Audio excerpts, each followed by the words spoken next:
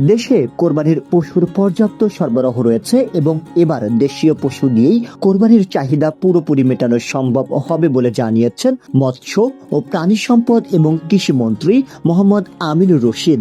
পর্যাপ্ত এদেশের কৃষক যারা তারা উৎপাদন করেছে। রোববার সকালে রাজধানীর উত্তরার দিয়াবাড়ি পশুর হাট পরিদর্শনে গিয়ে তিনি একথা বলেন। মন্ত্রী বলেন, সীমান্ত দিয়ে অবৈধভাবে পশু প্রবেশ ঠেকাতে সরকার কঠোর অবস্থানে রয়েছে। ঈদ পর্যন্ত হাটগুলোতে শৃঙ্খলা, নিরাপত্তা ও আইন শৃঙ্খলা পরিস্থিতি স্বাভাবিক রাখতে প্রশাসন কাজ করছে। তিনি আরো জানান, এবারের ঈদে রাজধানীর সব পশুর হাটে ব্যবসায়ী, খামারি ও ক্রেতাদের নিরাপত্তায় বিশেষ ব্যবস্থা নেওয়া হয়েছে। হাটে জাল নোট শনাক্তে মেশিন বসানো হয়েছে এবং ব্যাংকিং সেবা চালু রাখা হয়েছে।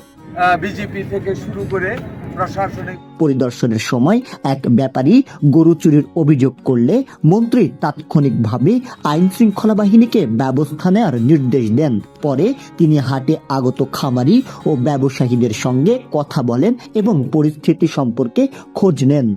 এ সময় প্রাণী সম্পদ অধিদপ্তরের মহাপরিচালক সহ মন্ত্রণালয়ের ঊর্ধ্বতন কর্মকর্তারা উপস্থিত ছিলেন। দুর্নীতির দুর্নীতির কণ্ঠ, নিউজ ডেস্ক, ঢাকা।